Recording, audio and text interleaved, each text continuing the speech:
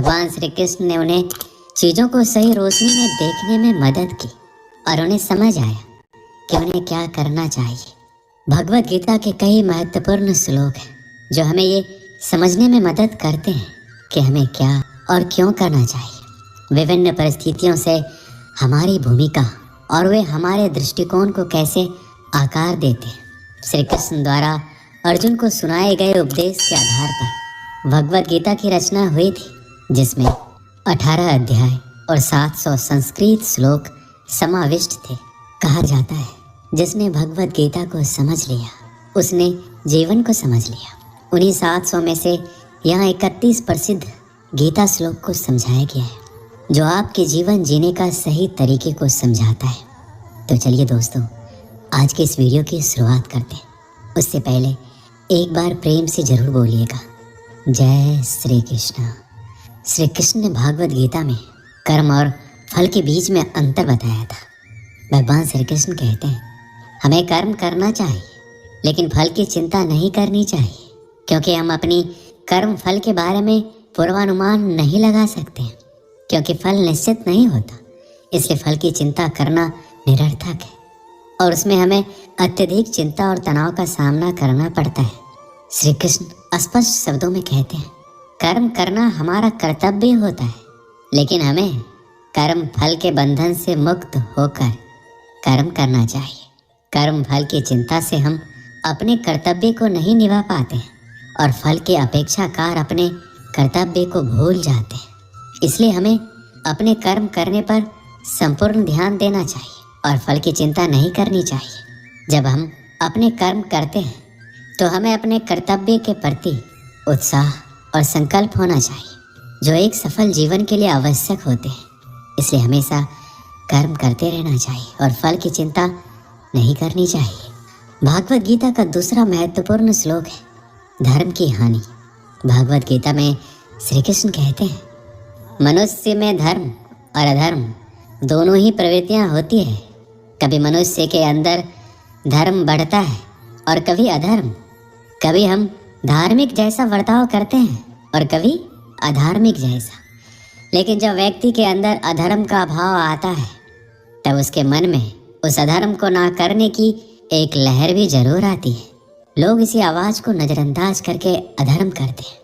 ये अंदर की आवाज कुछ और नहीं बल्कि हमारी चेतना में बैठे कृष्ण की प्रेरणा है जो हमें अधर्म ना करने की सलाह देती रहती है। जब जब धर्म की हानि और अधर्म की वृद्धि होगी तब तक मैं प्रकट होता हूँ।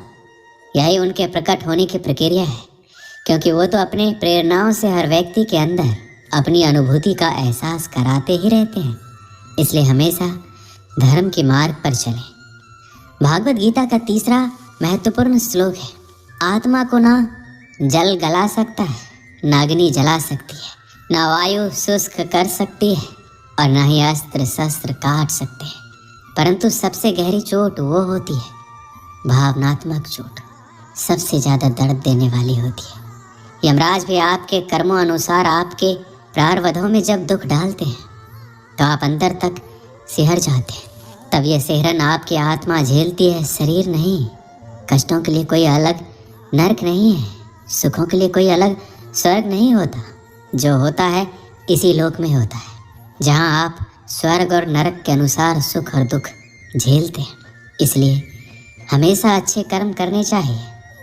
भागवत गीता के चौथे महत्वपूर्ण श्लोक में श्री कृष्ण कहते हैं जो ना कभी हर्षित होता है, ना द्वेष करता है, ना शोक करता है, ना कामना करता है तथा शुभ और अशुभ संपूर्ण कर्मों का त्यागी है, वह भक्ति युक्त मनुष्य मुझको प्रिय है।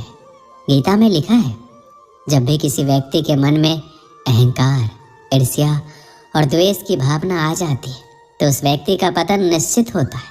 ये सारी बुरी आदतें दीमक की तरह मनुष्य को अंदर से खोखला कर देती है। अगर कोई व्यक्ति आपको दुखी करता है तो उसे ना तो परेशान कीजिए, ना ही उसके साथ कोई गलत व्यवहार कीजिए। ऐसे लोगों को बस मुस्कुराकर छोड़ देना चाहिए। श्री कृष्ण ने प्रेम को ही जीवन का आधार बताया है। वो कहते हैं कि जिस मनुष्य के जीवन में प्रेम है सिर्फ उसी के जीवन में शांति है, क्योंकि शांति प्रेम में ही निहित है। अगर जीवन में प्रेम नहीं है तो सब कुछ पा लेने के बावजूद आपको संतुष्टि नहीं मिलेगी। भागवत गीता का 5वां महत्वपूर्ण श्लोक है जिसमें श्री कृष्ण कहते हैं, क्रोध से मनुष्य की मति मारी जाती है, यानी मूढ़ हो जाती है, जैसे स्मृति भ्रमित हो जाती है।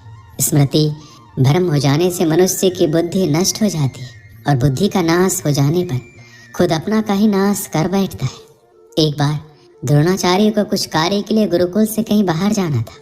जाने से पहले उन्होंने सभी राजकुमारों को कहा कि उनके आने तक सभी को अत्यधिक पाठ पढ़कर रखने होंगे। लगभग 10 दिनों के बाद जब द्रोणाचार्य गुरुकुल वापस लौटे, उन्होंने सबको एकत्र होने का आदेश दिया। फिर बारी बारी से वो सबसे पूछने लगे कि उन्होंने कितने पाठ याद किए। जब युधिष्ठिर की बारी आई तो उन्होंने जवाब दिया, उन्होंने एक ही पाठ याद किया है। ये सुनकर द्रोणाचार्य ही नहीं बल्कि अन्य राजकुमार भी आश्चर्यचकित हो गए। द्रोणाचार्य ने युधिष्ठिर से पूछा कि 10 दिन बहुत ही ज़्यादा समय होता है, इस अवधि में क्या युधिष्ठिर ने केवल एक ही पाठ याद किया है? तब युधिष्ठिर ने हाँ में जवाब दिया। तब द्रोणाचार्य को क्रोध आ गया और उन्होंने युधिष्ठिर को एक थप्पड़ मार दिया। लेकिन तब भी युधिष्ठिर ने अपना संयम नहीं खोया। युधिष्ठिर के शांत स्वभाव को देखकर द्रोणाचार्य पिघल गए। उन्होंने युधिष्ठिर से पूछा, ऐसा कौन सा पाठ था जिसे सीखने के लिए युधिष्ठिर को 10 दिन लग गए? तब युधिष्ठिर ने शांत स्वर में कहा, कभी क्रोधित नहीं होना चाहिए। हमारी जिंदगी में ऐसे कई क्षण आते हैं जब परिस्थिति हमारे पक्ष में नहीं होती। उस समय हमें धैर्य और समझ से काम लेना चाहिए। क्रोध एक ऐसी भावना है जो हमें नहीं बल्कि हमारे अहम को आती है। जब परिस्थिति हमारे पक्ष में नहीं होती या गतिविधि हमारे अनुसार नहीं होती, तब अक्सर इंसान गुस्से में होता है तो अपना आपा खो बैठता है और सामने वाले को ऐसे शब्द बोल जाता है जो किसी जहर से कम नहीं लगते। आप में से ऐसे बहुत से लोग होंगे जिसे क्रोध की वजह से बहुत से परेशानियों का सामना करना पड़ा होगा, क्योंकि क्रोध के आवेश में आकर अक्सर इंसान अपने पराये का लिहाज भूल जाता है, जिसके चलते वो सबसे करीबी रिश्ते गवा बैठता है। भागवत गीता का 6वां महत्वपूर्ण श्लोक श्री कृष्ण कहते हैं कि विषय वस्तुओं के बारे में सोचते रहने से मनुष्य को उनसे आसक्ति हो जाती है। इससे उनमें कामना यानी इच्छा पैदा होती है और कामनाओं में विघ्न आने से क्रोध की उत्पत्ति होती है। इसलिए कोशिश करें कि विषयासक्ति से दूर रहते हुए कर्म में लीन रहा जाए। दोस्तों, जब भी आपको गुस्सा आए तो कोई काम में लीन हो जाइए, जिससे आपका गुस्सा शांत हो जाएगा और आप क्रोधित नहीं होंगे। भागवत गीता के 7वें महत्वपूर्ण श्लोक में भगवान श्री कृष्ण कहते हैं, एक अच्छा इंसान अपनी अच्छाई द्वारा जो काम करता है वह उसके वातावरण में फैलता रहता है। उसे देखकर आगे भी लोग उसी तरह का कार्य करने की कोशिश करते हैं। कोई भी महान व्यक्ति जो भी कार्य करता है, सामान्य व्यक्ति उसके नक्शे कदम पर चलते हैं और वह अनुकरणीय कृतियों द्वारा जो भी मानक स्थापित करता है उसका अनुसरण पूरी दुनिया करती है। उदाहरण के लिए, आमतौर पर लोगों को हमेशा एक ऐसे नेता की आवश्यकता होती है जो व्यवहारिक व्यवहार से जनता को सीख दे सके। यदि कोई नेता स्वयं धूम्रपान करता है तो वह जनता को धूम्रपान बंद करने की शिक्षा नहीं दे सकता। भगवान चैतन्य ने कहा कि एक शिक्षक को पढ़ाना शुरू करने से पहले उचित व्यवहार करना चाहिए, उसे ही आचार्य या आदर्श शिक्षक कहा जाता है। इसलिए एक शिक्षक को आम आदमी तक पहुंचने के लिए शास्त्र के सिद्धांतों का पालन करना चाहिए। भागवत गीता के 8वें महत्वपूर्ण श्लोक में भगवान श्री कृष्ण कहते हैं, एक योद्धा यदि युद्ध में वीर गति प्राप्त करता है तो उसे प्रभु द्वारा स्वर्ग मिलता है। योद्धा अगर विजय प्राप्त करता है तो उसे धरती पर सुख मिलता है। इसलिए बिना डरे निश्चित होकर युद्ध करो। जब तक व्यक्ति के मन में भय रहेगा उसके जीवन में सफलता नहीं रह सकती। इसलिए अपने शत्रु से डरने के बजाय निडर होकर अपना कर्म करते चले जाएं। अगर आप सही हैं और सत्कर्म की राह पर हैं तो आपका दुश्मन खुद ब खुद आपके सामने झुक जाएगा। भागवत गीता के 9वें महत्वपूर्ण श्लोक में भगवान श्री कृष्ण कहते हैं, कोई भी मनुष्य किसी भी काल में थोड़े वक्त के लिए भी कर्म किए बिना नहीं रह सकता, क्योंकि प्रकृति की रचना अनुसार प्रत्येक मनुष्य हर क्षण में कर्म करने के लिए बाध्य होता है। प्रकृति के गुणों द्वारा विवश होकर प्रत्येक व्यक्ति को कर्म करने पड़ते हैं। कर्म किए बिना जीवन रक्षा या शरीर निर्वाह भी नहीं हो सकता।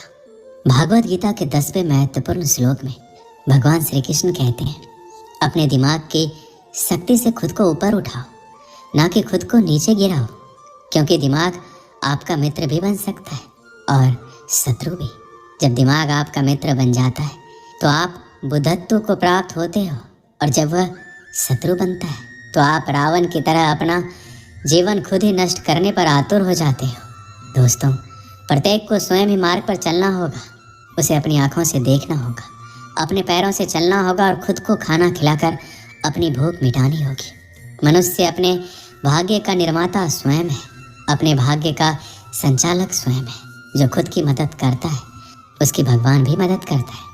मनुष्य सोचता है कि भगवान लोगों को शांति की भूमि पर ले जाएंगे, जबकि वो आलस्य और कामुकता का जीवन जी रहे होते हैं। ये बिल्कुल गलत है। इसी प्रकार कोई भी व्यक्ति, चाहे वह कितना भी महान क्यों ना हो, यदि वह स्वयं पर कृपा नहीं दिखाता, बाजार में आपने देखा होगा कि एक छोटी सी वस्तु के लिए भी कीमत चुकानी पड़ती है। इसी प्रकार हम कल्पना कर सकते हैं कि शाश्वत आनंद और शांति प्राप्ति करने के लिए मनुष्य को कितनी कीमत चुकानी पड़ेगी। भागवत गीता के 11वें महत्वपूर्ण श्लोक में भगवान श्री कृष्ण कहते हैं कि जो कर्म इंद्रियों को नियंत्रित करता है और भगवान के प्रति सचेत रहता है, जिसका मन विषयों से मोहित हो जाता है, वह मिथ्या आचरण वाला होता है। एक राजा था जिसके यहाँ एक बकरी थी। उसने घोषणा की कि जो इस बकरी का पेट भर देगा उसे यथोचित सम्मान और इनाम दिया जाएगा, अन्यथा मृत्यु दंड दिया जाएगा। बहुत सारे लोगों ने कोशिश की, लेकिन असफल रहे और मारे गए। जैसे खूब खिला पिलाकर बकरी को लाया जाता और उसके सामने अच्छी अच्छी चीज़ें डाली जाती, वह मुंह मारने लगती। राजा कहता कि बकरी का पेट भरा नहीं है और लोगों को हार माननी पड़ती। अंत में बकरी का पेट भरने के लिए एक बुद्धिमान व्यक्ति ने बीड़ा उठाया। वह बकरी को अपने यहाँ ले गया और उसके सामने हरी घास डाली। जैसे ही बकरी उसमें मुंह लगाना चाहे, उसके मुंह पर डंडे से जोर से प्रहार करने लगा। इस प्रकार कई दिनों तक बकरी की प्रशिक्षण दी। जैसे ही बकरी मुंह लगाना चाहे, डंडा देखते ही विचार बदल दिए। अब वो आदमी बकरी को लेकर राजा के पास गया और राजा से कहा, बकरी का पेट भर गया है। राजा ने बकरी के सामने हरी हरी घास डलवाई, लेकिन बकरी ने डंडा को देखकर उसे खाने का उपक्रम नहीं किया। राजा को मानना पड़ा कि बकरी का पेट भर गया है।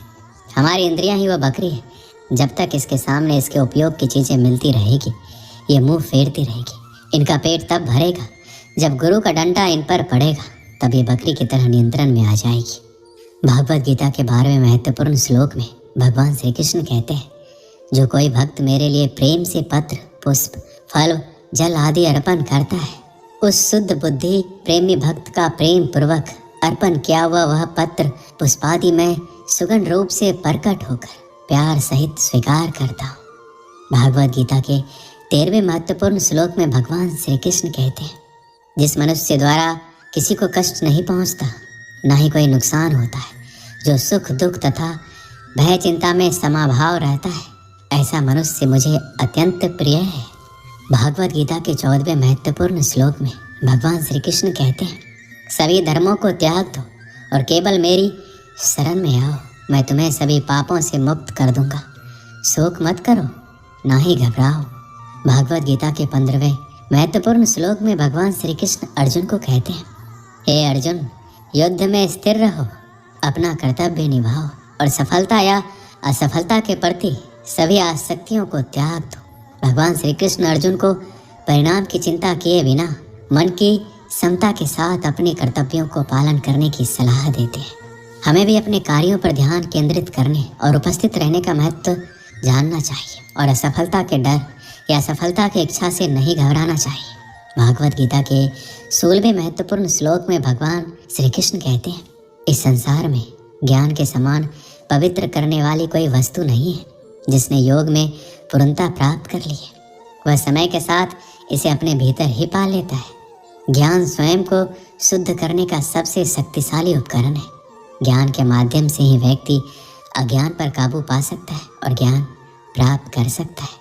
भागवत गीता के 17वें महत्वपूर्ण श्लोक में भगवान श्री कृष्ण कहते हैं, हे कुंती पुत्र, सुख और दुख का अस्थायी रूप से प्रकट होना और समय आने पर उनका लुप्त हो जाना सर्दी और गर्मी की ऋतुओं के प्रकट होने और लुप्त हो जाने के समान है। हे भारत के वंशज, वो इंद्रिय बोध से उत्पन्न होते हैं और किसी को परेशान हुए बिना उन्हें सहन करना सीखना चाहिए। जिस प्रकार सर्दी और गर्मी आती और जाती है, उसी प्रकार सुख और दुख भी उत्पन्न होते हैं और समय आने पर गायब हो जाते हैं। हमें उन्हें स्वीकार करना चाहिए। भागवत गीता के 18वें महत्वपूर्ण श्लोक में हमें ये शिक्षा मिलती है कि परम ज्ञान या ज्ञान प्राप्त करके और उसमें स्थिर रहकर व्यक्ति आध्यात्मिक ज्ञान को प्राप्त कर सकता है और परम वास्तविक ब्रह्म को प्राप्त कर सकता है। इसे अपने धर्म या कर्तव्य का पालन करके प्राप्त किया जा सकता है, न कि दूसरों की नकल करने या उनके कर्तव्यों को पालन करने की प्रयास करके। भागवत गीता के 19वें महत्वपूर्ण श्लोक में भगवान श्री कृष्ण कहते हैं, जिसे सभी प्राणी दिन मानते हैं वह बुद्धिमानों के लिए अज्ञान की रात है, और जिसे सभी प्राणी रात मानते हैं वह आत्मनिरीक्षण करने वाले ऋषि के लिए दिन है। ये हमें सिखाती है कि आपके लक्ष्य की प्राप्ति के लिए कब रात और कब दिन है, और आपको हमेशा अपने कर्मों में समर्पित रहना चाहिए। भागवत गीता के 20वें महत्वपूर्ण श्लोक में भगवान श्री कृष्ण कहते हैं, किसी को युद्ध में मृत्यु से नहीं डरना चाहिए, क्योंकि जीत और हार दोनों अंततः आध्यात्मिक विकास और मुक्ति की ओर ले जाते हैं। यह श्लोक अर्जुन को दृढ़ संकल्प के साथ उठने और एक योद्धा के रूप में अपना कर्तव्य पूरा करने के लिए प्रोत्साहित करता है। इससे हम सीख सकते हैं कि बिना किसी डर के हमें अपने कर्तव्य का पालन करना चाहिए और जीवन में जो भी पाना है उसे बिना किसी डर के प्राप्त करने के लिए हमेशा मेहनत करनी चाहिए।